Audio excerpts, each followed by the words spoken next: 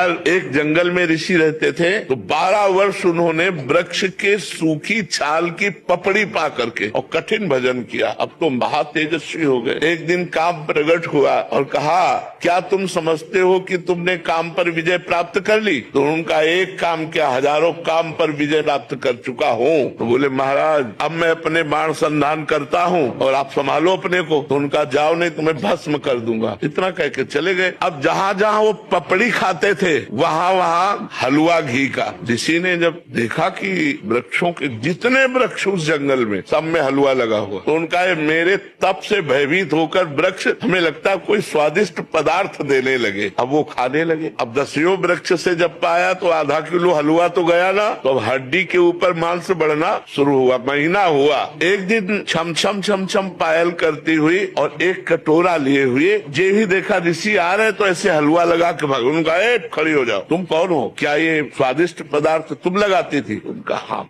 तो भाग क्यों रहे हो? मैं आपके तप से भयभीत हूँ। बोले, नहीं नहीं नहीं, महीनों से इतना स्वादिष्ट पदार्थ पवार, क्योंकि पहले अन्न जाएगा तो बुद्धि बदलेगी ना। तुम इतना स्वादिष्ट पदार्थ पवारे, तुम भयभीत क्यों हो रही हो? तुम बोले, महाराज वृक्ष में चुपचाप इसलिए लगा जाती थी कि आपकी सेवा बन जाए, मैं आपकी सेवा करना चाहती हूँ। बोले, लाओ कटोरा।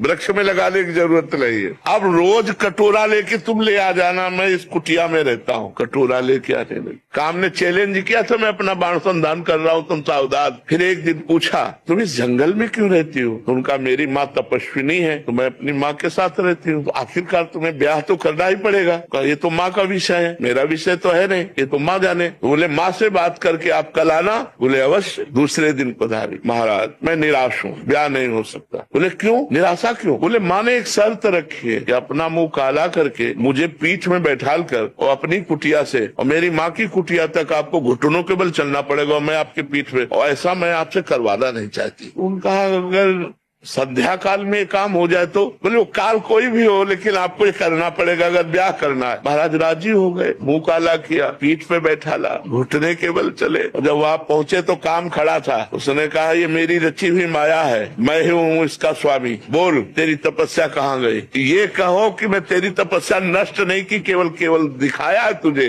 कि अगर तू तपस्या का अहंकार करेगा तो देख, घुटने के बल चल रहा, मेरी माया तेरे पीठ पर बैठी हुई है। ये मन बड़े बड़े ऋषि मुनियों को मोहित कर दिया।